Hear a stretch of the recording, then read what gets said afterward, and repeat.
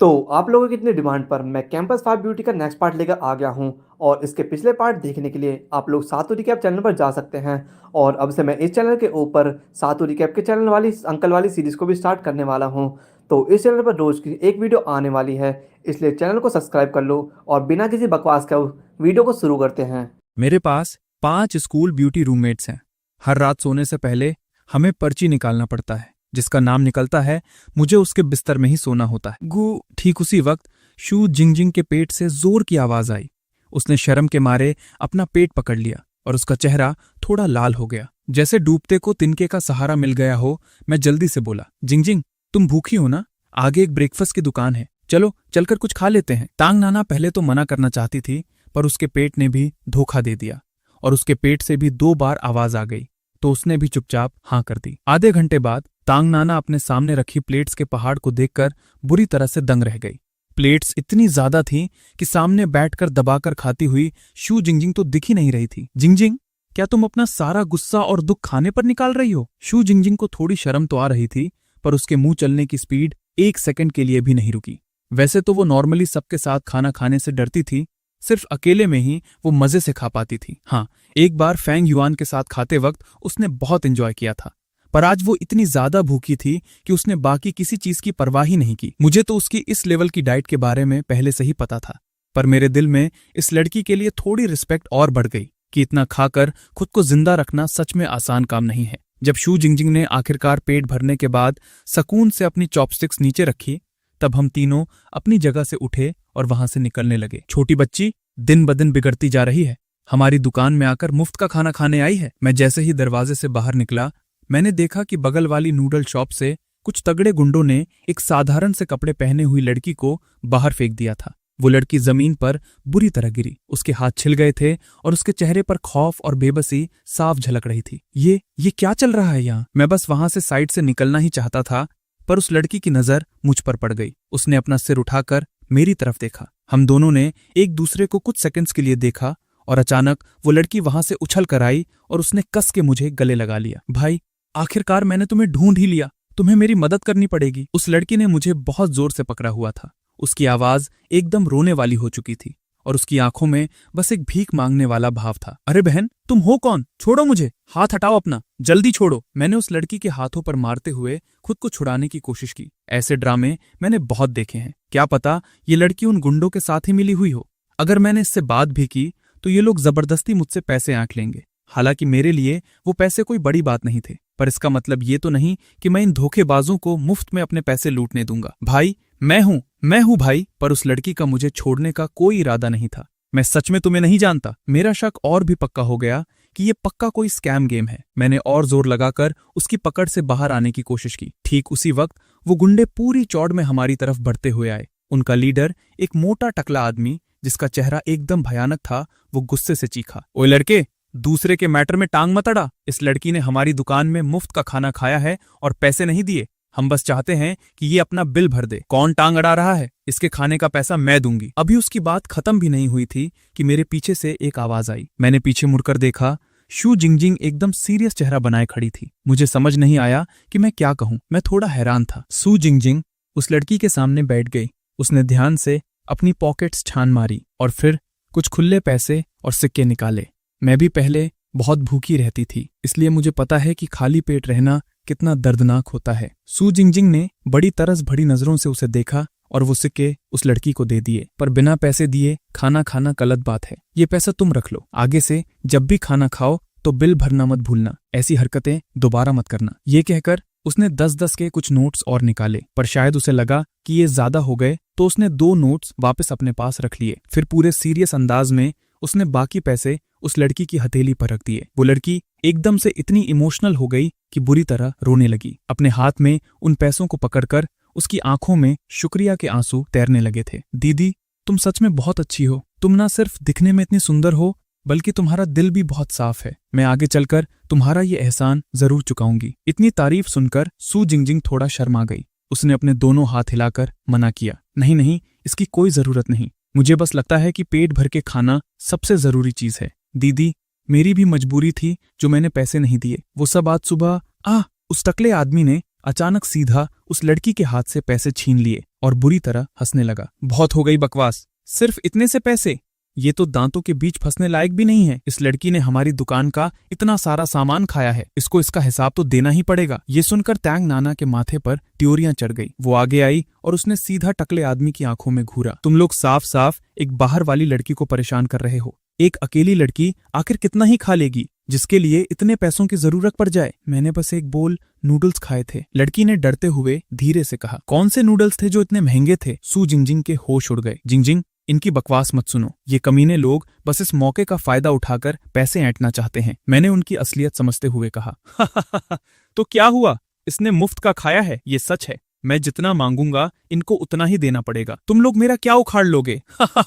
उस टकले आदमी की हंसी और भी ज्यादा औकात के बाहर और एरोगेंट होती जा रही थी। उसने अपना हाथ बढ़ाया ताकि वो लड़की का कॉलर पकड़ सके, पर इससे पहले कि उस टकले का हाथ उस लड़की के कॉलर को छूता, मैंने आगे बढ़कर एक झटके में उसकी कलाई दबोच ली। वो टकला आदमी एक सेकंड के लिए सुन्न पड़ गया। उसको बिल्कुल उम्मीद नहीं थी कि मेरे अंदर उसे रोकने का दम होगा। उसने सिर घुमाया और एकदम भयानक और गुस्से वाली नजरों से मुझे घूरने लगा। अबे छोकरे, तू तो इसको जानता भी नहीं है ना, मैं तुझे वार्निंग दे रहा हूँ, खाम खा मौत के मुंह में मत घुस। तब जाके सू जिंगजिंग को सारी बात समझ आई। वो गुस्से से अपना पैर पटकने लगी। उसने अचानक अपना हाथ घुमाया और अपनी टांग पर बंधी कुनाई निकालने ही वाली थी कि जिंगजिंग, तुम हाथ मत लगाओ, इसको मैं अकेले संभाल लूंगा, मैंने आवाज दी। पर ये तो, सू जिंगजिंग ने बोलना चाहा। टांग नाना ने सही वक्त पर आकर सू जिंगजिंग का हाथ पकड़ लिया। उसने धीरे से अपना सिर हिलाया और उसे इशारा किया कि वो मुझ पर भरोसा रखे। थोड़ी देर पहले तक मैं इसको सच में नहीं जानता था, पर अब मैंने इसको जान लिया है। क्यों बे, पैसे दे तो दिए हैं इसने, अब और क्या भौकाल मचाना चाहते हो तुम लोग? मैंने बिल्कुल ठंडे दिमाग से उसको जवाब दिया। मैं एकदम शांत खड़ा था। उस टकले की खौफनाक धमकियों का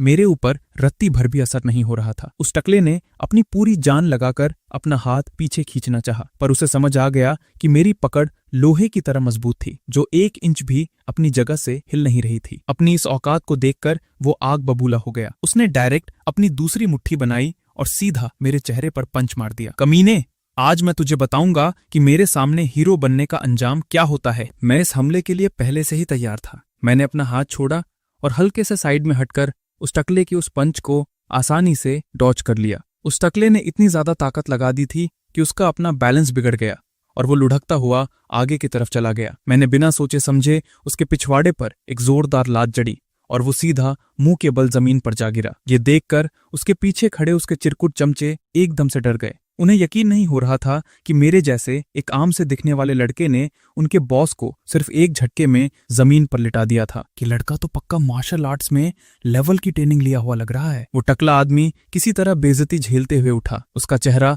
गुस्से से पूरी तरह लाल हो चुका था और वो खौफनाक धमकियां देने लगा। तू यही रुक, तेरा तो आज खेल खत्म समझ। मेरे होठों पर एक हल्की सी मुस्कान आई। मैं कुछ कदम आगे बढ़ा और उस भयानक दिखने वाले गुंडे को घूरते हुए ठंडे दिमाग से बोला, ठीक है, ब्लैक बियर नाम है ना तेरा, मैं यही रुका हूँ। मेरा नाम फैंग युआन है। तू जब चाहे फैंग ग्रुप में आकर मुझसे मिल सकता है। मैं तेरे बदले का इंतजार करूंगा। और हाँ, अगर तुझे आज के इस नतीजे से खुशी नहीं मिली ना, तो जाकर मेरी फैमिली कंपनी के लॉयर से भी बात कर लेना। ये बात सुनते ही उस ब्लैक बियर के तो गोटे मुंह में आ गए। उस जैसों की औकात ही कहाँ जो इन बड़ी कंपनी और ग्रुप से पंगा ले सके। उसने तुरंत अपना रंग बदला। उसका वो सारा भौकाल 1 सेकंड में हवा हो गया। उसके चेहरे पर अब कुत्ते जैसी चापलूसी वाली मुस्कान थी। वो अपने हाथ मलते हुए मक्खन लगाने लगा। गलतफहमी, ये सब एक बहुत बड़ी गलतफहमी है यंग मास्टर फैंग।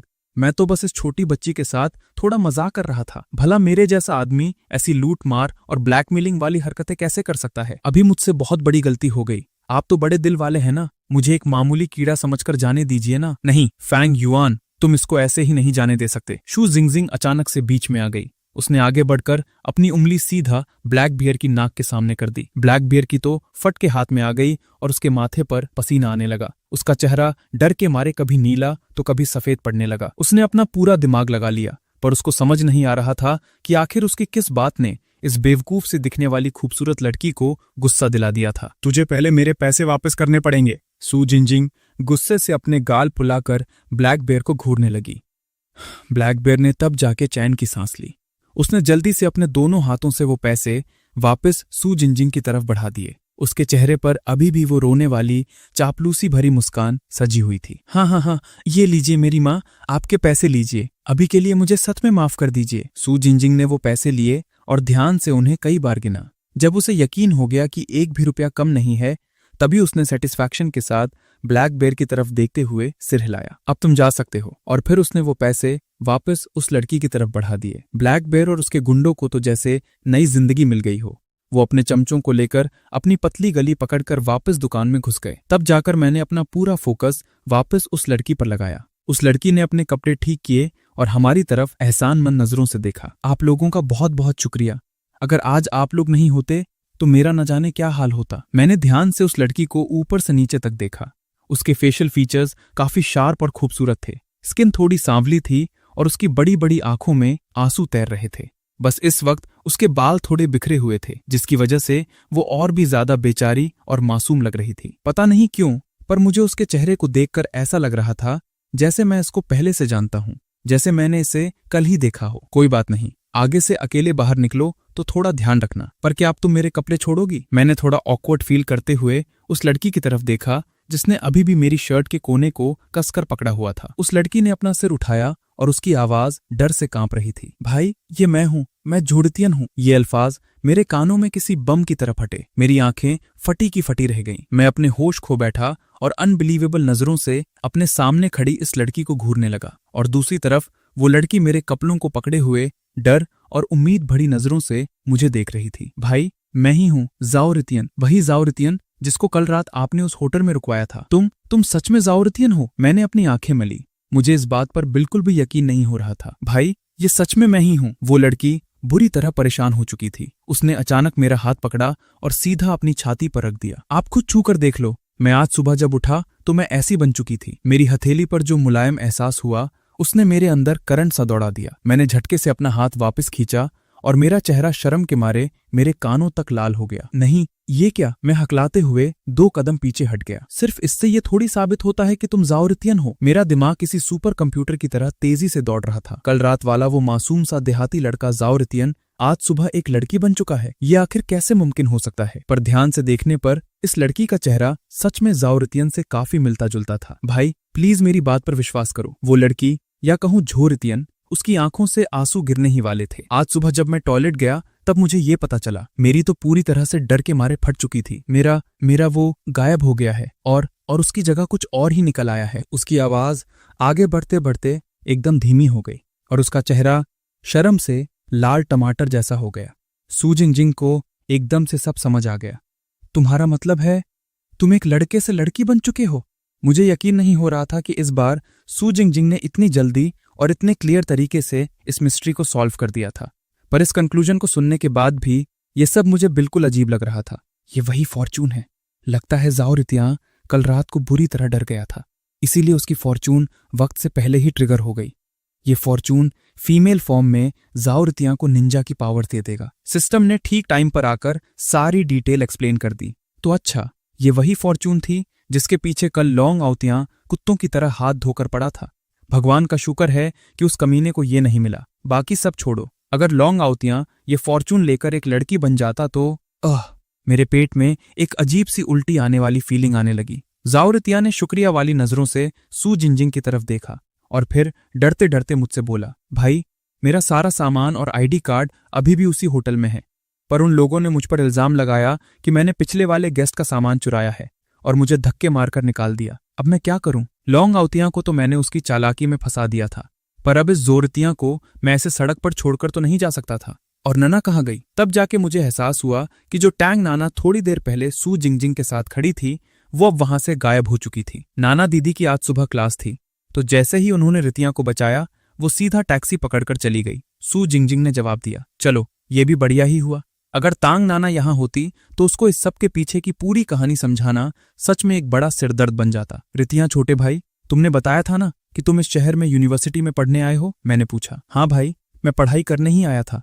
मेरी प्लानिंग थी कि मैं आज ही जाके स्कूल में रिपोर्ट करूंगा, पर अब इस हालत में तुम्हारी वो यूनिवर्सिटी कहीं जियांगचन यूनिवर्सिटी तो नहीं? भाई, आपको कैसे पता? मुझे खुद नहीं पता कि ये सब कैसे हुआ। मैं तो बस एक आम से टेक्निकल स्कूल के लिए पास हुआ था, पर 2 दिन पहले ही अचानक मुझे जियांगचन यूनिवर्सिटी का एडमिशन लेटर मिल गया। उन्होंने बोला कि मैं super high school level lucky हूं, इसलिए उन्होंने मुझे स्पेशल परमिशन देकर एडमिशन दे दिया, तो मैं यहाँ चला आया। अरे वाह, तो इसका मतलब तुम भी हमारी ही यूनिवर्सिटी में पढ़ने वाले हो? सू जिंगजिंग एकदम से खुश हो गई। मुझे अब इस पूरे गेम की आधी स्टोरी समझ आने लगी थी। शायद ये सब उस लॉन्ग आउतियां के उस फॉर्चून में छेड़छाड़ करने का नतीजा था। पर अब क्योंकि जाओ रितिया ने अपनी असली आइडेंटिटी खो दी थी, वो इस लड़की वाली फॉर्म में उस यूनिवर्सिटी में आसानी से एडमिशन तो बिल्कुल भी नहीं ले पाएगा। इस वक्त मेरी प्रायोरिटी उसको कहीं छिपाने और उसके ठहरने का इंतजाम करना था। मेरी आंखों में अचानक एक चमक आई। मेरे दिमाग में एक ठीक ठाक आइडिया आया। मैंने फटाफट अपना फोन निकाला और एक नंबर डायल किया। जी बॉक्सिया, बोल, तुझे गर्लफ्रेंड चाहिए क्या? ध्यान, मेरी थोड़ी मदद कर दो ना। स्टैटिस्टिक्स की क्लास चल रही थी। मैंने डायग्राम देखने का नाटक करते हुए चुपके से बाई ट्यान ट्यान की बाह पर अपनी उंगली से पोक किया। मैं बिल्कुल तुम्हारी मदद नहीं करने वाली। बाई ट्यान ट्यान अपना सिर नीचे किए टेबल बनाती रही और उसने मेरी उंगली को झटक कर हटा दिया। ट्यान ट्यान, मेरी इस दोस्त को सच में मदद की बहुत जरूरत है। एक काम करते हैं, इसकी सैलरी मैं खुद अपनी जेब से दूंगा। तुम बस इसको अपनी दुकान में रख लो और कोई भी छोटा मोटा काम दे दो। ओहो, यंग मास्टर फैंग तो बड़े अमीर बन रहे हैं। तो फिर फालतू में मेरे पास क्यों आए हो? मैं तुम्हारी लड़कियां पटाने में कोई मदद नहीं करने वाली, बाई ट्यान ट्यान ने एकदम ताना मारते हुए कहा। उसके चेहरे पर साफ दिख रहा था कि वो बहुत चिढ़ी हुई है। मैं टेंशन के मारे अपना सिर खुजाने लगा। मुझे अच्छे से पता था कि बाई ट्यान ट्यान की ड्रेस शॉप में फिलहाल लोगों की कमी है। अगर जाओ रितियान वहां काम करने लगे तो उसकी अभी की जिंदगी का गुजारा आराम से हो जाएगा। पर बाई ट्यान ट्यान इस वक्त पूरे नखरे दिखा रही थी, जिसकी वजह से मुझे समझ नहीं आ रहा था कि मैं क्या करूं। ट्यान ट्यान, तुम गलत समझ रही हो। वो बस एक नॉर्मल फ्रेंड है। अब वो मुसीबत में है तो मैं उसको ऐसे ही थोड़ी ना छोड़ सकता हूं। मैंने अपनी आवाज धीमी की और पूरी ईमानदारी से उसको समझाने लगा। बाई ट्यान ट्यान ने मुझे तिरछी नजरों से घूरा। Normal friend? और तुम उसके लिए इतनी टेंशन ले रहे हो? और सुनो, कल रात तुम और नाना दीदी बाहर गए थे और पूरी रात वापस ही नहीं आए। किसको पता तुम दोनों वहां क्या गुल खिला रहे थे? उसकी आवाज में जलन साफ झलक रही थी। उसने गुस्से में पेपर पर इतनी जोर से पेन चलाया कि पेज फटते फटते बचा। तो ऐसी बात है? बाई ट्यान ट्यान इस बात पर गुस्सा थी कि कल रात मैं और तांग नाना रूम पर नहीं आए थे। सही बात है, कल मैंने उन्हें पूरी बात ठीक से नहीं बताई थी, जिसके चक्कर में पक्का वो लोग मेरी फिक्र कर रही होंगी। ट्यान ट्यान, कल रात वैसा कुछ नहीं हुआ जैसा तुम सोच रही हो। नाना और मैं अचानक एक मुसीबत में फंस गए थे। फिर हम लोग यो के पास गए और वहां भी दुनिया भर का बवाल हो गया। ये सब निपटते निपटते बहुत देर हो गई थी, इसलिए हम रूम पर नहीं आ पाए। मैंने जितना शॉर्ट में हो सकता था कल रात का सारा मैटर उसको समझा दिया। हाँ, बस मैंने उसको वो वाला पार्ट नहीं बताया जहां मैं और तांग नाना सोफा पर एकदम कंट्रोल खोने ही वाले थे। बाई ट्यान ट्यान ने शक भरी नजरों से मुझे देखा। सच में? तुम मुझसे झूठ तो नहीं बोल रहे? कसम खाओ। चुपचाप कसम खाओ। मेरी कसम, मैं बिल्कुल झूठ नहीं बोल रहा। मैंने हवा में अपनी 4 उंगलियां उठा दी। अगर तुम्हारी बात सच भी है तब भी मैं तुम्हारी ऐसे ही मुफ्त में मदद क्यों करूं? बाई ट्यान ट्यान ने अपने दोनों हाथ सीने पर बांध लिए और चुपके से मेरी तरफ देखा। वो तो जाहिर सी बात है। बाई ट्यान ट्यान ने अचानक अपना सिर उठाया और सीधा मेरी आंखों में घूरने लगी। उसकी आंखों में एक अजीब सी चालाकी चमक उठी। अगर तुम मेरी एक शर्त मानोगे तो मैं तुम्हारी मदद करूंगी। मेरे दिल में खुशी की लहर दौड़ गई और मैंने जल्दी जल्दी हाँ में सिर हिलाया। ट्यान ट्यान, अगर मेरे बस में हुआ तो मैं पक्का तुम्हारी शर्त मानूंगा। बाई ट्यान ट्यान ने अपने होंठ दबाए और उसके गाल हल्के से लाल हो गए। उसने धीमी आवाज में कहा, फ्रेशर्स पार्टी के डांस में तुम मेरे पार्टनर बनोगे? मैं सुन पड़ गया। मुझे बिल्कुल उम्मीद नहीं थी कि बाई ट्यान ट्यान ऐसी कोई शर्त रखेगी। मैंने तो जियांग युए या किसी और ठीक ठाक पार्टनर के साथ डांस करने का सोचा था, पर अब बाई ट्यान ट्यान ने इतनी बड़ी डिमांड रख दी थी तो मैं थोड़ा कंफ्यूज हो गया। मेरी इस हिचकिचाहट को देखकर बाई ट्यान ट्यान ने गुस्से का नाटक करते हुए अपना मुंह फुला लिया। अगर तुम्हारा मन नहीं है तो भाड़ में जाओ, मेरा टाइम वेस्ट मत करो। मैंने फटाफट आगे बढ़कर कहा, ट्यान ट्यान, ऐसी बात नहीं है कि मैं नहीं आना चाहता, तुम्हें तो पता ही है वो। बाई ट्यान ट्यान ने बीच में ही मेरी बात काट दी। फंग युआन, क्या तुम्हें लगता है कि मैं बहुत बेकार डांस करती हूं और तुम्हारे लेवल की नहीं हूं? उसकी नजरों में दुख और नाराजगी झलक रही थी। मैंने जल्दी से एक्सप्लेन करने की कोशिश की। ट्यान ट्यान, गलत मत समझो, मेरा वो मतलब बिल्कुल नहीं था। बाई ट्यान ट्यान ने नखरे से किया। अरे मुझे पता है, तुम्हें बस वो सीक्रेट ग्रैंड प्राइज जीतना है ना। तुम फिक्र मत करो, मेरी डांस स्किल्स इतनी भी खराब नहीं है। माना कि मैं नाना दीदी जितनी अच्छी नहीं हूं, पर मैं तुम्हारा गेम खराब नहीं होने दूंगी। और वैसे भी तुम्हारी ड्रेस मैं खुद अपने हाथों से डिजाइन करूंगी। कम से कम ड्रेस वाले कैटेगरी में तो मैं तुम्हें फुल मार्क्स दिला ही दूंगी। हिस, सुनने में आइडिया तो बढ़िया लग रहा है। अगर मैं टैंग नाना के साथ टीम नहीं बना पाया तो बाई ट्यान ट्यान के साथ डांस पार्टी में जाना सच में एक अच्छा ऑप्शन था। अगर मैं बाई ट्यान ट्यान को अपना पार्टनर बनाता हूं तो ना सिर्फ जाओ रितियन की जॉब वाली टेंशन खत्म हो जाएगी, बल्कि ड्रेस वाले मामले में भी मुझे सॉलिड एडवांटेज मिल जाएगा। क्या पता मैं सच में इस डांस पार्टी में टॉप कर जाऊं और सिस्टम का वो रिवॉर्ड आइटम कार्ड जीत लूं। मैंने बाई तियन तियन की दुख भरी और उम्मीद से चमकती आंखों में देखा और हाँ में अपना सिर हिलाकर बोला, तियन तियन ठीक है, मैं तैयार हूं।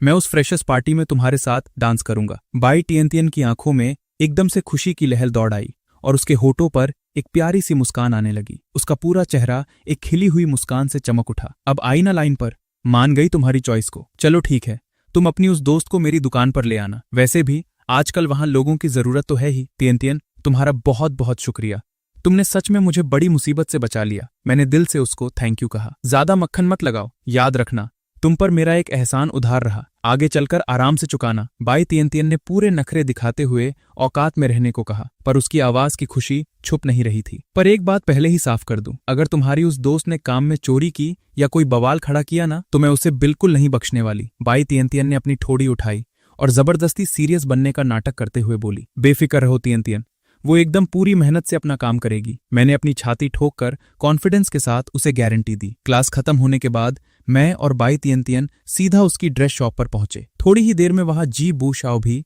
जाओ युए तियन, यानी कि अपनी जेंडर चेंज होने के बाद वाली जाओ रितियन को लेकर आ गया। ओए जी बू शाओ, तूने युए तियन को ठीक से संभाल लिया ना? टेंशन मत ले मेरे भाई, तुझे मेरे काम पर भरोसा नहीं है क्या? मैंने उसको अपने घर के गेस्ट रूम में शिफ्ट कर दिया है। पर भाई सच सच बता, इस लड़की का मैटर क्या है आखिर? कहानी बहुत लंबी है, बस यूं समझ ले कि इसके परिवार पर अचानक से बर्बादी टूट पड़ी। मैंने ऐसे ही एक रैंडम बहाना चिपका दिया। अच्छा तो ऐसी बात है, मैं समझ गया। वैसे ये लड़की है बहुत क्यूट यार, मुझे तो इस पे फुल फिदा वाला सीन लग रहा है। तू बेफिक्र रह, मैं इसकी एकदम बढ़िया से देखभाल करूंगा। मेरा दिमाग ये बकवास सुनकर झल्लाने लगा और मैं बोला, जी बूशाओ, कोई घटिया हरकत मत करना, वो एक शरीफ लड़की है। अगर तूने उसे परेशान किया ना तो मैं तुझे जिंदा नहीं छोड़ूंगा। तभी बाई तियन तियन ने जाओ युए तियन को ऊपर से नीचे तक देखा। हालांकि उसने बहुत साधारण से कपड़े पहने हुए थे, पर उसके फीचर्स काफी शार्प और अच्छे थे। उसकी स्किन भले ही थोड़ी सांवली थी, पर उसमें एक हेल्दी चमक थी। बस उसकी आंखों में एक नए इंसान जैसा डर और नर्वस वाली फीलिंग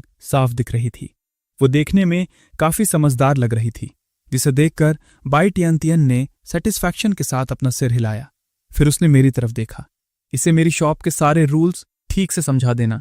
यूटियन, ये तुम्हारी बाई तियन तियन दीदी हैं। अब से तुम्हें इन्हीं की दुकान में काम करना है। जो ये कहें चुपचाप उनकी बात मानना। मैंने जाओ यूतियन की तरफ मुड़कर उसे क्लियरली समझाया। तियन तियन दीदी नमस्ते, मैं यहाँ पूरी जान लगाकर काम करूंगी। जाओ यूतियन ने एकदम समझदार बच्चे की तरह कहा। उसकी आंखों में शुक्रिया साफ झलक रहा था। बाई तियन तियन ने जाओ यूतियन के उस बेचारे और उम्मीद भरे चेहरे को देखा। उसको देखकर बाई तियन तियन के दिल में बचा कुचा गुस्सा भी गायब हो गया। चल ठीक है, अब इतना भी डरने की जरूरत नहीं है, मेरे अंदर आजा, मैं तुझे तेरा काम समझाती हूँ। उन दोनों को शॉप के अंदर जाते देखकर मैं तब जाके एक शांति की सांस ले पाया। आखिरकार इस जाओ यूतियन के रुकने और खर्च का बवाल सॉल्व हो ही गया। और बिल्कुल ठीक उसी वक्त मेरे फोन पर टैंग नाना का मैसेज आया। फांग युआन, 6:30 बजे वही पुरानी जगह पर डांस प्रैक्टिस के लिए आ जाना, लेट मत आना। मैंने एक आराम की सांस ली। पहले तो मेरी फट रही थी कि कहीं कल रात वाले सीन की वजह से टैंग नाना मुझसे दोबारा बात ही ना करे, पर अब ऐसा लग रहा था कि वो अभी भी मुझे डांस सिखाने को तैयार है। ये सच में एक बहुत अच्छा साइन था। उधर टैंग नाना अपनी वार्म अप एक्सरसाइजेस कर रही थी। उसकी फिगर और कर्व्स एकदम क्लियर दिख रहे थे, जिनसे नजर हटाना मुश्किल था। दरवाजा खुलने की आवाज सुनकर उसने बिना पीछे मुड़े ही कहा, 3 मिनट लेट हो। मैंने थोड़ा शर्म के मारे अपना सिर खुजाया। सॉरी यार, आने वाले रास्ते में भीड़ बहुत ज्यादा थी। टैंग नाना मेरी तरफ मुड़ी। उसके चेहरे पर न गुस्सा था न खुशी। चलो शुरू करते हैं, पहले कल वाले स्टेप्स रिवाइज करेंगे। मेरी नजर अचानक उसके रसीले मुलायम होठों पर चली गई और मैं चाहते हुए भी कल रात के उस आधे अधूरे किस को दिमाग से निकाल नहीं पाया। मेरी धड़कनें एकदम से तेजी से दौड़ने लगी थी। खड़े खड़े क्या घूर रहे हो, जल्दी इधर आओ, टैंग नाना ने अपनी भौहें सिकोड़ते हुए डांटा। ठीक है, मैं जल्दी से चलकर उसके पास गया। अगले 2 घंटों तक टैंग नाना ने पूरे फोकस के साथ सिखाया और मैंने भी पूरे ध्यान से सीखा। हम दोनों ने जैसे चुपचाप एक दूसरे की मर्जी से कल रात वाले मुद्दे पर बिल्कुल बात नहीं की, जैसे कि वैसा कुछ हुआ ही ना हो। पर डांस प्रैक्टिस के बीच में मैं साफ नोटिस कर रहा था कि टैंग नाना पहले की तरह अपना 100% नहीं दे पा रही थी। वो जानबूझकर या अनजाने में अपनी नजरें मुझसे चुरा रही थी। नाना, मैंने अभी कुछ बोलने की कोशिश की ही थी कि टैंग नाना ने मुझे बीच में ही टोक दिया। डांस पर फोकस करो, ध्यान मत भटकाओ। नहीं, मुझे बात करनी है। मैंने अपने कदम रोके, अपने दोनों हाथों से टैंग नाना के कंधों को कसकर पकड़ा और पूरी डीपली उसकी आंखों में घूरने लगा। टैंग नाना मेरे इस अचानक वाले मूव से थोड़ा घबरा गई। उसने मेरे हाथों से छूटने की कोशिश की, पर उसको रियलाइज हुआ कि मेरी पकड़ बहुत मजबूत थी और वो निकल नहीं पा रही थी, तो उसने हार मानकर छुड़ाना बंद कर दिया। उसने अपना चेहरा हल्का सा साइड कर लिया ताकि वो मेरी इस आग उबलती नजरों से बच सके, पर उसके गाल बिना किसी कंट्रोल के हल्के हल्के लाल होने लग गए थे। नाना, कल रात जो कुछ भी हुआ, मैं उसके लिए सच में शर्मिंदा हूं। मुझे पता है मेरा अचानक से तुमको छोड़कर चले जाना तुम्हें बहुत बुरा लगा था, पर मेरे पास सच में एक बहुत बड़ा और जरूरी काम आ गया था जिसे हैंडल करना जरूरी था। उस मैटर में बहुत सारे लोगों की जान का सवाल था। मैं तुम्हें सारी बातें खुलकर एक्सप्लेन नहीं कर सकता, पर प्लीज मुझ पर विश्वास करो। मेरा इरादा तुम्हें दुख पहुंचाना बिल्कुल नहीं था। मैंने एक ही सांस में ये सब बोल डाला। मेरी आंखों में पूरी सच्चाई और पछतावा झलक रहा था। तांग नाना ने अपने होंठ चबाए। तुम्हारे पास हमेशा ऐसे ही अजीबो गरीब बहाने होते हैं, तो फिर बताओ ना, आखिर ऐसी कौन सी जरूरी बात थी जो हमारे बीच की बात से भी ज्यादा जरूरी थी। आखिरी लाइन आते आते उसकी आवाज एकदम धीमी हो गई और उसके चेहरे का लाल रंग और भी ज्यादा गहरा हो गया था। मेरे दिल में एक हलचल सी हुई। मैंने दोबारा उसे एक्सप्लेन करने का सोचा, पर मुझे डर था कि कहीं मैं बात को और न बिगाड़ दूं। मैंने थोड़ा हिचकिचाते हुए बोला, नाना, वो मैटर सच में बहुत ज्यादा कॉम्प्लिकेटेड है। जब सही वक्त आएगा और मैं बता पाऊंगा तो सबसे पहले मैं तुम्हें ही पूरी बात बताऊंगा। क्या तुम मुझे थोड़ा और वक्त दे सकती हो? तांग नाना ने थोड़ी लंबी और ठंडी सांस छोड़ते हुए कहा, ठीक है, अभी के लिए मैं तुम्हारी बात मान लेती हूं, पर सुन लो, अगर तुमने दोबारा मुझे इस तरह अचानक छोड़कर भागने की हिम्मत की तो मैं तुम्हें बिल्कुल माफ नहीं करूंगी। उसकी आंखों में हल्का गुस्सा और लाल टमाटर जैसे गाल देकर मेरा दिल एहसान और पछतावे से पूरी तरह भर गया था। मैंने आराम से तांग नाना का हाथ पकड़ा और पूरे सीरियस होके अपना सिर हिलाया। नाना, तुम बेफिक्र रहो, मैं आगे से कभी ऐसी हरकत नहीं होने दूंगा। तांग नाना ने हल्के से अपना हाथ वापस खींचा। वो डांस पार्टनर वाली बात? तांग नाना ने अपनी पलकें झुकाई और उसकी उंगलियां खुद ब खुद अपनी शर्ट का कोना मरोड़ने लग गई। हालांकि मैंने पहले तुम्हें मना कर दिया था, पर मैंने दोबारा इस बारे में सोचा। आखिर तुम्हारा मेन टारगेट तो चैंपियन बनना है ना? तुम्हारा अभी जो लेवल है उस पे मुझे बिल्कुल भरोसा नहीं हो रहा। तो ठीक है, मैं ही तुम्हारी डांस पार्टनर बन जाऊंगी और तुम्हारी थोड़ी मदद कर दूंगी। नाना, तुमने अभी क्या कहा? मेरी आंखें फटी की फटी रह गई। तुम इतनी जल्दी हवा में मत उड़ो, हमारे पास टाइम वैसे भी बहुत कम बचा है। आने वाले कुछ दिनों में हमें और कसकर प्रैक्टिस करनी पड़ेगी। इस गेम को हल्के में बिल्कुल नहीं ले सकते। वो नाना, दरअसल मैं एकदम बुरी तरह फंस चुका था। मैंने घबराए हुए चेहरे से तांग नाना की तरफ देखा। मुझे समझ नहीं आ रहा था कि मैं इसको कैसे बताऊं कि मैं पहले ही बाई टियानटियन को उसकी पार्टनर बनने का वादा कर चुका हूं। तांग नाना ने जब मेरा ये फंसा हुआ चेहरा देखा तो उसके दिमाग में थोड़ा शक पैदा हुआ। क्या हुआ? ये कैसा चेहरा बना रखा है तुमने? कहीं तुम्हारा मन तो नहीं बदल गया? तांग नाना के माथे पर त्योरियां आ गई और उसके अंदर थोड़ी झल्लाहट होने लग गई थी। नहीं, बात यह है कि मैं एक्चुअली तियानटियन को फ्रेशर्स पार्टी में अपना डांस पार्टनर बनने का वादा कर चुका हूं। तांग नाना एकदम सुन्न पड़ गई। उसके चेहरे की खुशी अचानक गायब हो गई। उसकी आंखों में एक झटके के लिए यकीन ना होने वाली और दुख की झलक साफ दिखी। उसने मेरे कपड़े का कोना छोड़ा, एक कदम पीछे हटी और मुझसे थोड़ी दूरी बना ली। तुमने क्या कहा? तुम पहले ही टियान को हाँ बोल चुके हो? तांग नाना की आवाज हल्की सी कांप रही थी। वो पूरी कोशिश कर रही थी अपने अंदर के दुख को दबाने की, पर फिर भी उसकी आवाज में वो जलन और तकलीफ बाहर आ ही गई। कल तुमने मेरे साथ डांस करने के लिए मना कर दिया था, तो मुझे लगा तो तुमने इतनी जल्दी अपने लिए दूसरा पार्टनर ढूंढ भी लिया। तांग नाना की आंखों में एक अजीब सा दुख था। उसने सपने में भी नहीं सोचा था कि मैं इतनी जल्दी बाई टियान को अपना पार्टनर चुन लूंगा। नाना, मैं पूरी बात क्लियर करना चाहता हूँ। मैंने उसके पास जाने की कोशिश की, पर तांग नाना ने हल्के से मेरी छाती पर हाथ रखकर मुझे पीछे पुश किया और अपना सिर ना में हिला दिया। रहने दो, मैं समझ गई। तांग नाना ने अपना चेहरा दूसरी तरफ कर लिया ताकि मैं उसके उदास चेहरे को ना देख सकूं।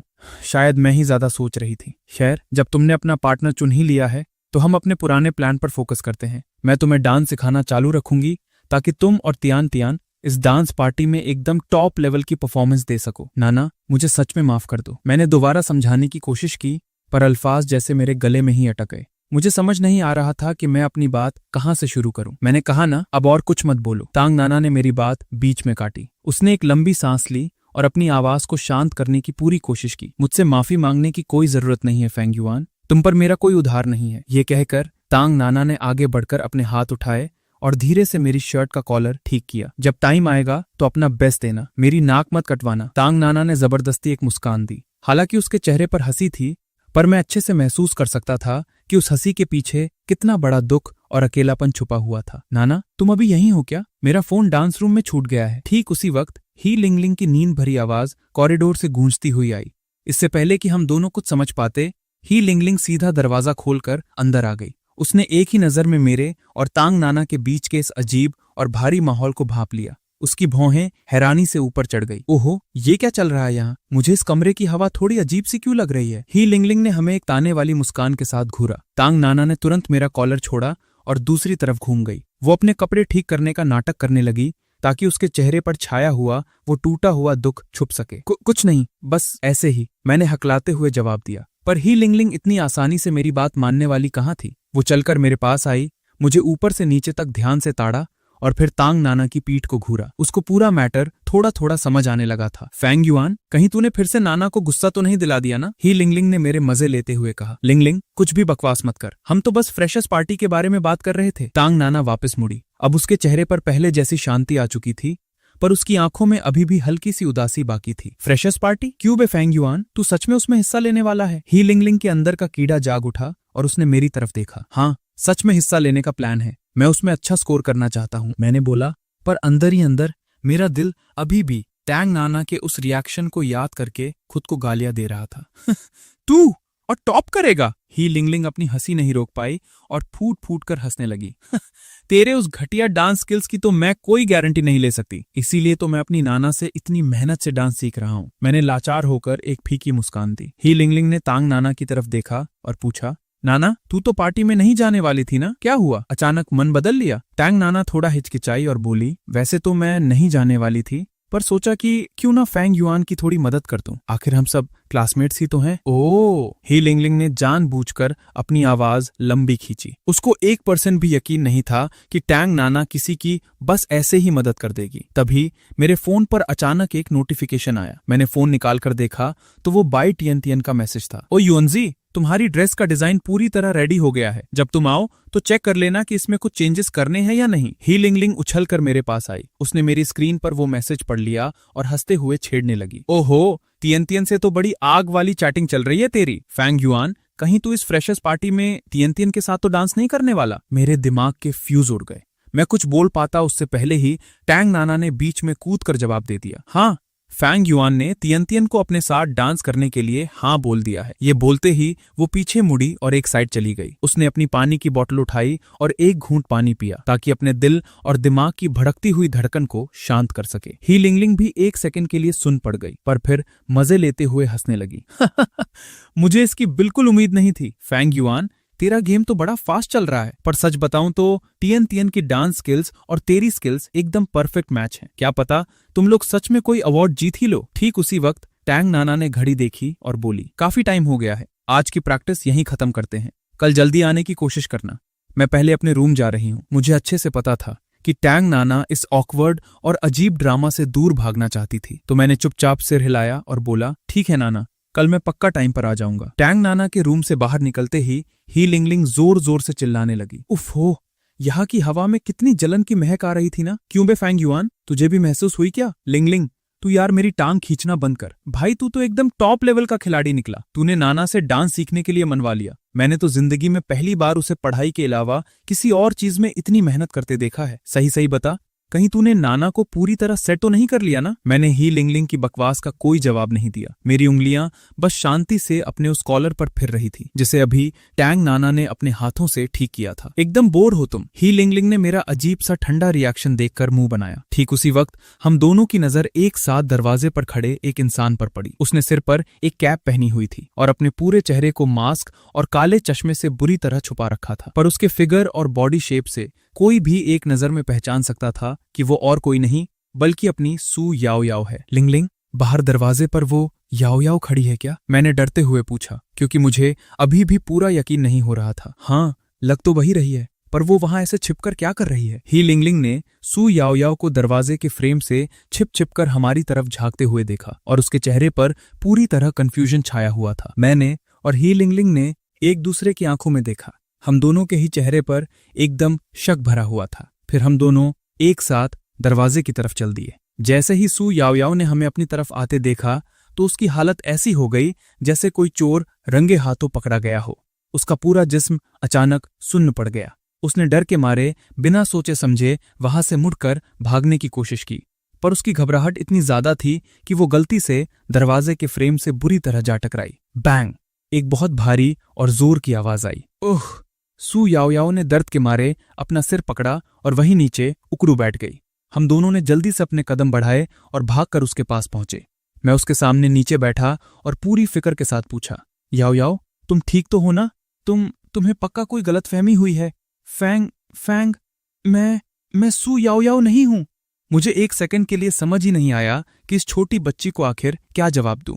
इसने अभी अभी मुझे मेरे नाम से बुलाया और फिर बोल रही है कि मैंने गलत इंसान को पहचाना। ये कैसा मजाक था? ही लिंगलिंग ने आगे बढ़कर हल्के से सू याओयाओ की कैप को खींचा। उसने हंसते हुए ताना मारा, याओयाओ, तुम्हारी ये भेस बदलने की घटिया टेक्निक बिल्कुल फ्लॉप है। इस भूतनी जैसी पैकिंग करके यहाँ खड़े होने का साफ मतलब है कि तुम चुपके से हमारी बातें सुन रही थी। आखिर ऐसा क्यों? बेचारी सू याओयाओ बुरी तरह फंस चुकी थी, तो उसको हार मानकर अपनी कैप और काला चश्मा उतारना ही पड़ा। जैसे ही उसने चश्मा हटाया, उसका वो दूधिया और क्यूट सा चेहरा सामने आ गया। उसके चेहरे पर पूरी तरह से शर्मिंदगी छाई हुई थी। उसने अपने नरम होंठ चबाए, मुझसे नजरें चुराईं और एकदम मच्छर जैसी धीमी आवाज में बोली, मैं छुप छुप कर किसी की बातें नहीं सुन रही थी। मैं तो बस गलती से यहां से गुजर रही थी, तो मैंने तुम लोगों को फ्रेशर्स पार्टी के बारे में बात करते हुए सुना। बस थोड़ी सी क्यूरियोसिटी हो गई थी मुझे। ही लिंगलिंग ने पूरी औकात दिखाते हुए अपने दोनों हाथ सीने पर बांध लिए।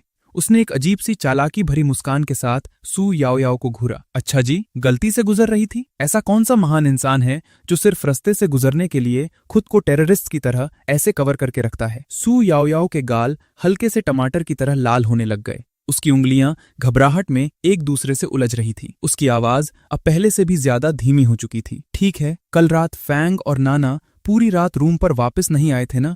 मुझे उनकी थोड़ी टेंशन हो रही थी, तो मैं बस उन्हें ही देखने चली आई थी। ओह! ही लिंगलिंग ने एक लंबी आवाज निकाली, जैसे अचानक से उसका दिमाग खुल गया हो। उसने एक बहुत ही गंदी और डबल मीनिंग वाली नजर मेरी तरफ डाली। तो ये बात है, लगता है कल रात की पिक्चर एकदम ब्लॉकबस्टर लेवल की हुई थी। मुझे सच में पछतावा हो रहा है कि कल मैं जल्दी सो गई। लगता है मैंने सच में बहुत कुछ स्पाइसी मिस कर दिया है। मेरी तो ये बकवास सुनकर फटके हाथ में आ गई। मैंने अपने होश ठीक करते हुए जल्दी से सफाई दी। याओयाओ, तुम कुछ गलत मत सोचना। कल रात हम दोनों सच में बस यूयू के घर पर रुकने गए थे। सू याओयाओ की उंगलियां बिना सोचे ही अपने कपड़े का कोना मरोड़ने लग गई। हाँ, मुझे पता है। उसने अचानक अपना सिर उठाया और सीधा मेरी आंखों में घूरने लगी। एक पल के लिए वो मेरी आंखों में ऐसे खो गई जैसे उसका मुझ पर से कंट्रोल ही हट गया हो। दरअसल उस दिन जब मैं सू याओयाओ के साथ एक ही बिस्तर पर सोया था, तभी से उसके दिमाग में अचानक से कुछ अजीब और नए फ्लैशबैक्स आने शुरू हो गए थे। हालांकि वो यादें बस छोटे छोटे टूटे हुए हिस्सों में थीं, पर उसे अच्छे से पता था कि अपनी पूरी लाइफ में उसने कभी वो सब काम नहीं किए थे। और सबसे शॉकिंग बात ये थी कि उसकी हर एक अजीब मेमोरी में मेरा नाम जरूर आता था। ओए याओयाओ, तू ऐसे लगातार फैंग युआन को क्या ताड़ रही है? कहीं तेरा दिल इस पर तो नहीं आ गया ना? हे लिंगलिंग ने अचानक आगे बढ़कर खोई हुई सू याओयाओ के चेहरे के सामने एक जोरदार चुटकी बजाई। नहीं, ऐसा बिल्कुल नहीं है। सू याओयाओ ऐसे उछली जैसे किसी ने उसकी पूंछ पर पैर रख दिया हो। उसने झटके से अपना सिर उठाया और इस बार उसके दोनों गाल पूरी तरह लाल हो चुके थे। उसने बुरी तरह घबराते हुए अपने दोनों हाथ हिलाए और बचाव किया। लिंगलिंग, तुम कुछ भी बकवास मत करो। मैंने अपना माथा पीटते हुए लाचारी से हे लिंगलिंग की तरफ देखा। ये चुड़ैल सच में दूसरों को तंग करने में एकदम मास्टर है। लिंगलिंग, तूने आखिर अपना फोन रखा कहाँ था? मैंने मुड़कर उसकी मदद करने का बहाना बनाया ताकि इस टॉपिक से ध्यान भटकाया जा सके। शायद शीशे के नीचे वाले शू रैक पर होगा, जरा वहां ध्यान से चेक करना। हे लिंगलिंग ने पीछे से आवाज लगाई। मैं उसकी उंगली के इशारे की तरफ चलकर उस शू रैक के पास पहुंचा और फोन ढूंढने लगा। पीछे खड़ी सू याओयाओ ने दोबारा अपना सिर झुकाया और छुप छुप कर मेरी इस पीठ को घूरने लगी। उसके दिमाग और आंखों में चल रहा कंफ्यूजन अब और भी ज्यादा खतरनाक हो चुका था। मैं पक्का फैंग को पहले से जानती हूं, या फिर शायद सू याओयाओ जरूर फैंग को किसी और रूप में पहले से जानती थी। स्नैप! क्यों बे, अभी भी ताड़ने में लगी है? हे लिंगलिंग ने दोबारा से अपने ख्यालों में खोई हुई सू याओयाओ के चेहरे के सामने जोर से चुटकी बजाते हुए उसका मजाक उड़ाया। कैसा लगा छोटे युआनजी? मैं एकदम कमाल की हूं ना? बाई टियान टियन ने हल्के से अपनी ठोड़ी उठाई और चुपके से मेरे रिएक्शन को ताड़ने लगी। उसके दिल में इस वक्त एक उम्मीद और घबराहट दोनों दौड़ रहे थे। बाई टियानटियन ने अपनी ड्रेस की डिजाइन वाली शीट को टेबल पर फैला दिया। रंग बिरंगी लाइंस ने मिलकर एक ऐसी बेहद खूबसूरत ड्रेस का डिजाइन बनाया था जिसे देखकर किसी के भी होश उड़ जाएं। उस ड्रेस का मेन रंग एक गहरा डार्क ब्लू था, जिसके किनारों पर चमकते हुए सिल्वर धागे जिले हुए थे। ऐसा लग रहा था जैसे उसने पूरी गैलेक्सी को ही उस कपड़े में बुन दिया हो। मैं उस ड्राइंग को आंखें फाड़कर घूरता रहा। काफी देर तक तो मेरे मुंह से एक शब्द तक नहीं निकल पाया। जब बाई टियानटियन ने देखा कि मैं चुप हूं तो उसके दिल की धड़कन तेजी से भागने लगी। उसकी पहले वाली अकड़ और चौड़ अब टेंशन और डर में बदल गई थी। वो बिना सोचे समझे अपनी स्कर्ट का कोना मरोड़ने लगी। उसने अपना हाथ आगे बढ़ाया और धीरे से मेरे हाथ पर उंगली चुभाई। उसकी आवाज में पूरी तरह से घबराहट झलक रही थी। छोटे युआनजी, तू कुछ बोल क्यों नहीं रहा? अच्छी नहीं बनी क्या? मैं अभी भी एकदम चुप था। मेरी नजर बस लगातार उस ड्राइंग पर ही चिपकी हुई थी। बाई टियानटियन अब बुरी तरह से परेशान हो चुकी थी। उसने मुझे एक जोर की चुंटी काट ली। बोलना, ऐसे गूंगों की तरह चुप रहने का क्या मतलब है? तू सच में पका रहा है मुझे? तब जाके मेरे उड़ते हुए होश ठिकाने आए। मेरे चेहरे पर एकदम हैरानी और खुशी छा गई। ये तूने डिजाइन किया है? और नहीं तो क्या? तुझे क्या लगता है इसमें मुझे कितनी मेहनत लगी? बाई टियानटियन ने दुख और गुस्से से अपनी उंगलियां आपस में लपेट ली। इस एक ड्रेस को बनाने के चक्कर में मैं कल सारी रात सोई तक नहीं हूं। मुझे एहसास हो गया कि मेरे इस अजीब रिएक्शन ने उसको गलतफहमी में डाल दिया था। मैंने पूरी सच्चाई और प्यार से उसकी आंखों में देखा। टियानटियन, तेरा डिजाइन सच में एकदम भौकाल है। मैं तो बस इसको देखकर पूरी तरह से सुन्न पड़ गया था। भाई, ये बिल्कुल वैसे ही ड्रेस है जैसी मुझे चाहिए थी। मेरी आंखों में अब उसके काम के लिए सिर्फ तारीफ झलक रही थी। मैंने हल्के से उस पेपर पर बनी लाइंस पर अपनी उंगली फेरी। ऐसा लग रहा था जैसे मैं उस ड्रेस के मुलायम और बढ़िया कपड़े को सच में फील कर पा रहा हूं। बाई टियानटियन के चेहरे पर एक सेकंड में एक चमकती हुई मुस्कान खिल उठी। उसकी आंखें खुशी से जगमगा रही थीं। सच्ची? तू झूठ तो नहीं बोल रहा ना? अरे सच्ची, मैं बिल्कुल झूठ नहीं बोल रहा। मेरी क्या औकात जो तुझसे झूठ बोलूं? मैंने हंसते हुए उसके सिर पर हाथ फेरा और उसके बाल हल्के से बिखरा दिए। तूने सच में बहुत आग लगा दी। मेरे लिए इतनी बढ़िया ड्रेस डिजाइन करने के लिए शुक्रिया। मुझे ये सच में पसंद आई। बाई टियानटियन के गाल शर्म के मारे हल्के लाल हो गए। उसने झटके से मेरा हाथ झटक दिया। कौन? किसने मेहनत की है तेरे लिए? मैं तो बस ऐसे ही टाइम पास और मजे के लिए बना रही थी। उसने अपनी चौड़ मेंटेन रखते हुए अकड़ कर जवाब दिया। ये सुनकर मेरे दिल में एक सुकून सा दौड़ गया। मुझे ठीक से पता था कि बाई टियानटियन जुबान की थोड़ी तीखी और कड़वी जरूर थी, पर वो सच में दिल और जान लगाकर मेरी मदद कर रही थी। वैसे एक बात बता टियानटियन, तूने मेरे लिए इतनी तबाही ड्रेस बनाई है, तो क्या तूने अपने लिए भी ड्रेस का इंतजाम कर लिया है? मैंने अचानक से पूछ लिया। जाहिर सी बात है, मेरी ड्रेस तो 1 महीने पहले से ही डिजाइन होके रेडी पड़ी है। पार्टी वाले दिन सबसे खूबसूरत और चमकती हुई लड़की मैं ही होंगी, और उस दिन तू थरकी मेरी तरफ घूर कर लार मत टपकाना, पहले ही बता रही हूं। तेरे इतना बोलने के बाद तो मेरा दिमाग और खराब हो रहा है देखने के लिए। क्या मैं उसे पार्टी से पहले एक बार देख सकता हूं? बिल्कुल नहीं। बाई टियानटियन ने शरारत से अपनी जीभ बाहर निकालकर मुझे चिढ़ाया। उसने एक झटके में उस ड्राइंग शीट को रोल किया और अपने सीने से चिपका लिया। मेरी ड्रेस तो मेरा सीक्रेट हथियार है। पार्टी वाले दिन से पहले तो तू उसकी एक झलक भी नहीं देख सकता, क्योंकि अगर तूने उसको पहले ही देख लिया तो उस दिन पार्टी में तेरा जो दिमाग उड़ने वाला है उसमें आधा मजा खत्म हो जाएगा। उसकी आंखों में एक अजीब सा सस्पेंस छुपा था। जब वो उठकर जाने लगी तो उसकी स्कर्ट हल्के से टेबल पर टच हुई और अपने पीछे वो एक महकती हुई हल्की सी फूलों की खुशबू छोड़ गई। वहीं दूसरी तरफ टेंग नाना अकेले बिस्तर पर बैठी थी। उसके हाथों में भले ही एक किताब थी, पर उसकी तिरछी नजर हम पर ही टिकी थी, जहां मैं और बाई टियानटियन पूरे जोश में उस ड्रेस को लेकर बात कर रहे थे। हम दोनों एक दूसरे के बेहद करीब थे। बाई टियानटियन का चेहरा एकदम चमक रहा था और वो खुशी से झूम रही थी, और बात करते करते वो कभी कभी मुझे हल्के से छू भी लेती थी, और मैं भी पूरी खुशी और सुकून के साथ बाई टियानटियन की सारी बकवास और बातें शांति से सुन रहा था। ये मंजर देखकर टेंग नाना के दिल में एक दर्द और जलन सी मचने लगी। उसने अपना सिर झुका लिया। उसकी उंगलियां बिना उसके कंट्रोल के बिस्तर की चादर को कसकर नोच रही थी। हालांकि मैंने ही सबसे पहले इसका पार्टनर बनने से मना किया था, पर इसको बाई टियानटियन के इतना क्लोज हंसते खेलते देखकर मेरा दिल इतना क्यों रो रहा है। उसे अचानक वो टाइम याद आने लगा जब मैं और वो अकेले डांस प्रैक्टिस करते थे। वो हमारा अचानक से एक दूसरे की आंखों में खो जाना, हमारी उंगलियों का छू जाना और उस करंट का दौड़ना, और वो हमारा आधा अधूरा सा अजीब सा किस। और ठीक उसी वक्त एक और लड़की वहां मौजूद थी जो छुप छुप कर हमें ताड़ रही थी। वो और कोई नहीं बल्कि सू याओ याओ थी। वो कभी अपनी जगह पर खड़ी होती तो कभी वापस बैठ जाती। उसकी निगाहें बार बार मेरी ओर घूम रही थीं। सू याओ याओ की नजरें मेरे पूरे शरीर पर अजीब तरह से घूम रही थीं। उसके दिल में एक खरगोश जैसे उछल कूद मचा रहा था। उसे खुद ही ये बात ठीक से समझ नहीं आ रही थी कि आखिर वो मेरे हर एक छोटे मोटे मूव को इतने ध्यान से क्यों नोटिस कर रही थी। उसके दिमाग में जो अजीब और टूटी फूटी यादें आ रही थीं, वो उसके दिमाग को किसी उलझे हुए धागे की तरह काट रही थीं, जिसकी वजह से वो अंदर ही अंदर बुरी तरह परेशान हो रही थी। और इन सबसे अनजान शू जिंगजिंग आराम से ही लिंगलिंग के बिस्तर पर बैठी थी। वो पूरे ध्यान से ही लिंगलिंग की बकवास सुन रही थी, जो वीकेंड पर खाए जाने वाले सारे भौकाली और मस्त खानों की कहानियां सुना रही थी। ये सब सुन सुनकर शू जिंगजिंग की हालत खराब हो रही थी और उसके मुंह से पानी टपक रहा था। देखते ही देखते दोबारा रात के सोने का टाइम हो गया और इस बार भी मेरा पर्ची मुझे शू जिंगजिंग के साथ सोने का ऑर्डर दे रहा था। पर आज एक अजीब बात हुई कि वो अपना कल्टीवेशन छोड़कर जल्दी ही आकर अपने बिस्तर पर लेट गई थी। मैं हल्के कदमों से उसके बगल में लेट गया। मैंने पूरी कोशिश की कि गलती से भी मैं उसे टच ना कर बैठूं, पर लग रहा था कि शू जिंगजिंग को मेरे आने या जाने का कोई फर्क ही नहीं पड़ रहा था। उसके दिमाग में तो बस ही लिंगलिंग की बातें ही घूम रही थीं। वही सारे नए और देसी खाने, gold plated abalone, chicken wing rice, आइडल ट्रेनी, रोस्टेड लैम, ये सब कितने मस्त लग रहे हैं ना। मेरे तो सुनकर ही पेट में चूहे कूद रहे हैं। शू जिंगजिंग ने अपनी आंखें बंद कर ली और उसके होंठ लगातार कुछ न कुछ अजीब सा बड़बड़ा रहे थे, जैसे वो हकीकत में अभी बैठकर उन खानों को डूबा डूबा कर खा रही हो। ये तो पूरे 100% भुक्कड़ है। मैंने तिरछी निगाह से शू जिंगजिंग की शक्ल देखी। तभी मेरे दिमाग में एक जोर का आइडिया चमका।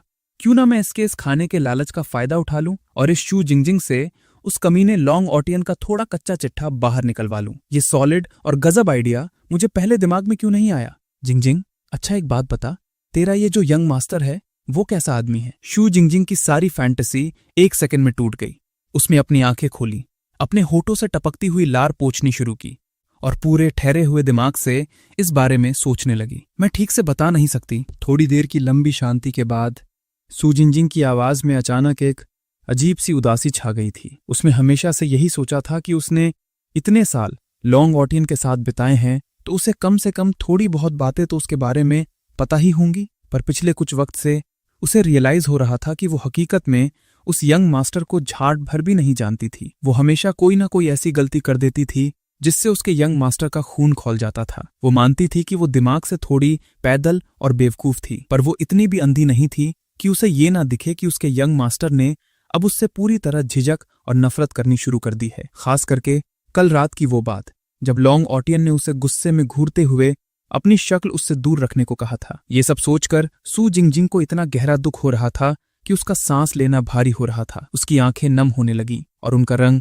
लाल हो गया और उसकी आवाज रोने जैसी फटी फटी सी हो गई। मैं सच में हमेशा सब ठीक करने की पूरी कोशिश करती हूँ। मैं हमेशा चाहती हूँ कि अपने यंग मास्टर की ढाल बनकर उसे बचा लूं, पर मैं हमेशा हर बार सारा गेम बिगाड़ देती हूँ। मैं ही गलत हूँ। लो भाई, इस बेचारी लड़की को तो मैंने अचानक से रुलाई ही निकाल दी। मेरी बुरी तरह से फट चुकी थी कि अब मैं इसको चुप कैसे कराऊं। मैंने बिना देर किए अपना हाथ उसकी तरफ बढ़ाया और शू जिंगजिंग के कंधे पर हल्के से थपथपाकर उसे चुप कराने लगा। जिंगजिंग, तू पागल है क्या? ऐसा मत सोचना। मुझे नहीं लगता कि तेरा यंग मास्टर तुझसे कोई नफरत वफरत करता है। देख, शायद कल रात अचानक से बहुत लड़ाई हो गई थी और इसलिए उसने अपना दिमाग खोकर गुस्से में आकर ऐसी बकवास कर दी। शू जिंगजिंग ने अपने आंखों के आंसू पोंछते हुए अपनी नाक को अंदर की तरफ सिकोड़ा।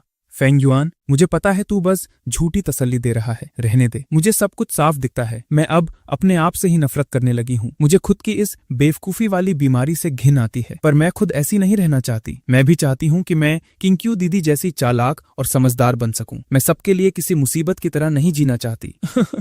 मेरा तो 1 सेकंड के लिए दिमाग ही चलना बंद हो गया कि आखिर किस तरह इस रोते हुए बच्चे को चुप कराऊं। आखिर मैंने ही इसका दुखता हुआ रग दबा दिया था इस बारे में पूछकर। मेरे पास कोई और ऑप्शन नहीं था, तो मैंने चुपचाप शू जिंगजिंग को आगे खींचा और गले लगा लिया। उसका भारी सिर आराम से मेरे कंधे पर टिकने दिया। बस यही उम्मीद थी कि शायद ऐसी हालत में उसका दिमाग थोड़ा शांत हो जाए। तू कर क्या रहा है? शू जिंगजिंग बुरी तरह उछल पड़ी। उसके चेहरे पर डर और घबराहट साफ झलक आई। एक असली मिंजा की जो ड्यूटी और इंस्टिंक्ट होती है, वो अंदर से चिल्ला चिल्ला कर बोल रही थी कि वो अभी के अभी मुझे धक्का देकर दूर फेंक दे। पर भले ही ये एक ऐसी चीज थी जिसे वो आंख बंद करके आसानी से कर सकती थी, फिर भी उसके शरीर ने उसे वो थोड़ी सी ताकत इस्तेमाल करने से साफ इनकार कर दिया। उसके नरम गाल एक झटके में आग की तरह गर्म और पूरे लाल टमाटर बन चुके थे। मैंने महसूस किया कि मेरे हाथों में सू जिंगजिंग किसी लकड़ी की तरह अकड़ गई थी। तब मुझे जाके दिमाग में हिट किया कि शायद मैंने थोड़ी औकात से ज्यादा ही हिम्मत दिखा दी थी। मैं बस उसको छोड़ने ही वाला था कि